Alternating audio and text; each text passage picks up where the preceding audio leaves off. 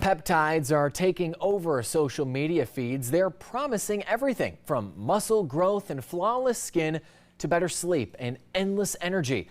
But with all the buzz, you might be wondering, what are these compounds and are they actually a miracle cure as they state? Most importantly, however, are they safe? Live 5's Kavya Ramesh shows us what medical experts are warning and the real-world dangers of skipping doctor supervision. If you've driven around Charleston lately, you've likely seen the signs.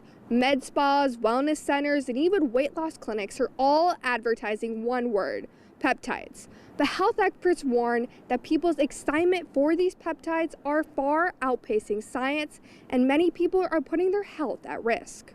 They're marketed as ultimate quick fix, but medically speaking, peptides are quite simple. Peptides are essentially short-chain amino acids. Our bodies naturally have thousands of them signaling our cells to heal and repair.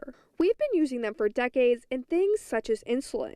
Today, FDA-approved weight loss drugs with the peptide GLP-1 are dominating the market. But outside of those tightly regulated pharmacy doors lies a wild west of online compounds. Peptides are not the silver bullet, and they are being used indiscriminately. They are being used without proper supervision. I just had a patient today come in and tell me that they were basically handing peptides out at his gym, and they were telling me you should take this peptide or this one.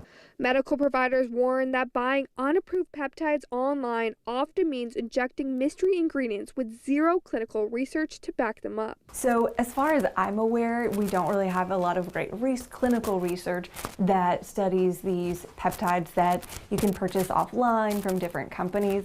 The peptides, again, that we're most familiar with are the ones that are FDA approved. Joy says patients constantly ask him for quick peptide fixes to treat complex symptoms like brain fog, but he says they're missing the point. I look at peptides as being the icing on the cake. That the best icing in the world is not going to make a bad cake taste amazing. And the cake is the foundational stuff.